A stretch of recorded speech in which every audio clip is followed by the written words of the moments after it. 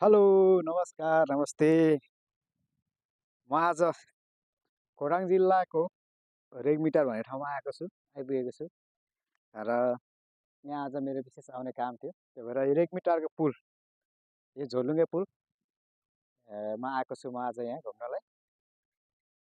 र म बसमा आएको। त्यो बस त लगभग त्यहाँ माथि चाहिँ माथि भिरमा पुगिसक्यो। यहाँ त देखिँदैन, डाँडा निस्किन लागिसक्यो होइन। र म चाहिँ आज यहीँसम्मको हो मेरो यात्रा चाहिँ है। अब र आज म यो झोलुङ्गे पुलतिरको थोरै दृश्यहरू खिचेर अपडेट गर्नेछु।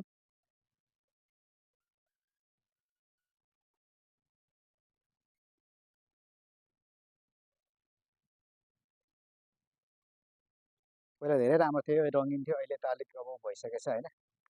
यस्तो छ यो पुल चाहिँ, हेर्नुहोस्। र म पुल तरेरनको लागि अब पुल तर्दैछु।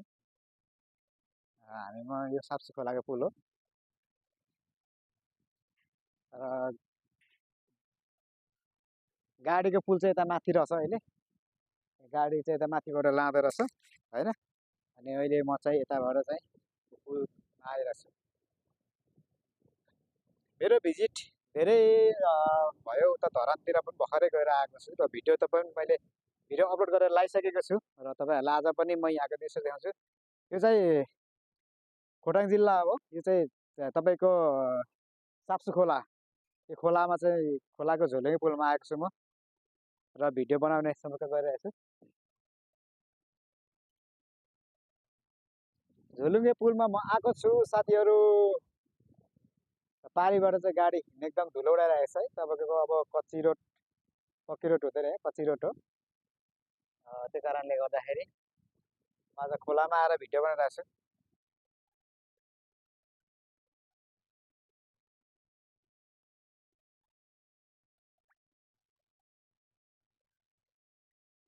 हजुरहरूले मेरो युट्युब च्यानललाई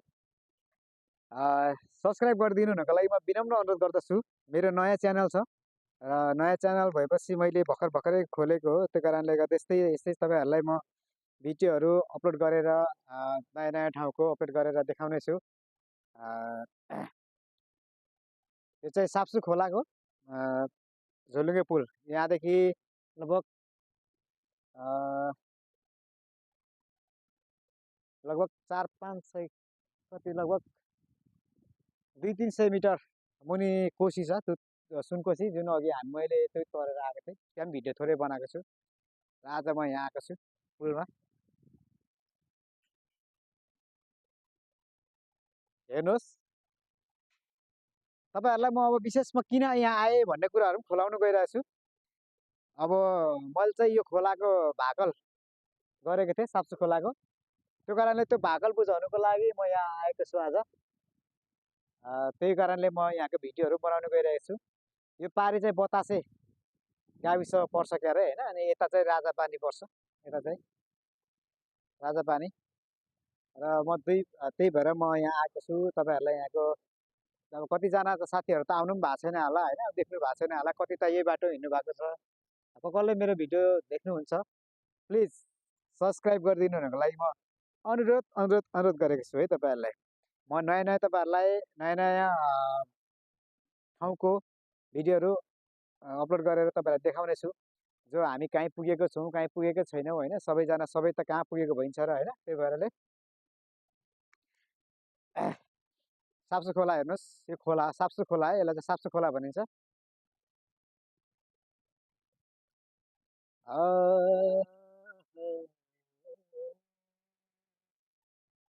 म तरेर जानेछु पारी।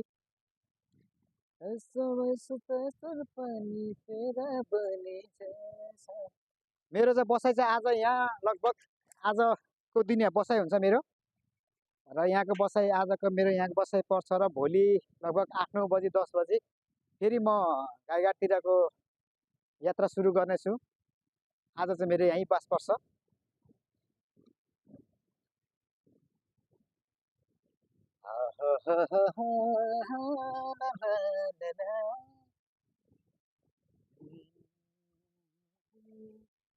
यो जुनी त के हो र अर्कै जन्म पाए पनि फेरि तिम्रो लागि बनाइदिए तिमीलाई हेरी हेरी रहूँ।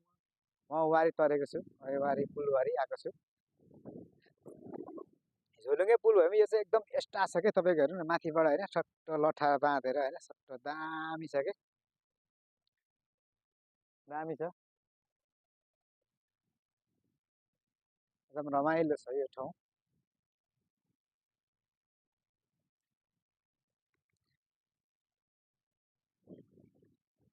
यस्तो छ यहाँको यो चाहिँ पिलर है यो चाहिँ पहिलाको पुलको पिलर यस्तो हुन्छ हेर्नुहोस् होइन एकदम राम्रो क्या यो चाहिँ एकदम दह्रो क्या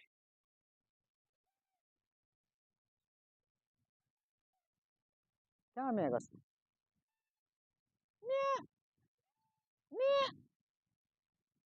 र मैले आज यहाँको दृश्यहरू यति नै खिच्न गइरहेको छु र तपाईँले देखिहाल्नुभयो यहाँको दृश्यहरू यो झोलुङ्गे पुल एकदम रमाइलो छ र म यस्तो नयाँ अपडेटहरू लगाइरहनेछु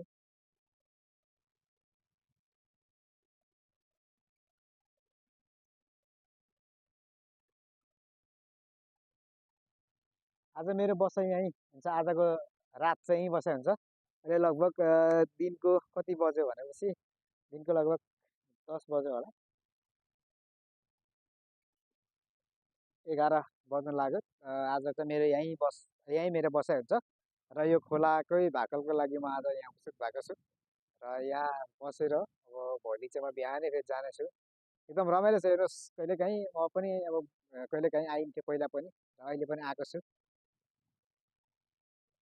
यति भन्दै यहाँको यो रेग्मिटारको झोलुङ्गे पुलको दृश्य थोरै खिचेको छु तपाईँहरू सामु देखाउनको लागि र यहाँ सामु म आएको छु अब अहिलेलाई चाहिँ यति नै यहाँको चाहिँ भन्न चाहन्छु है त म हस् त बाबाई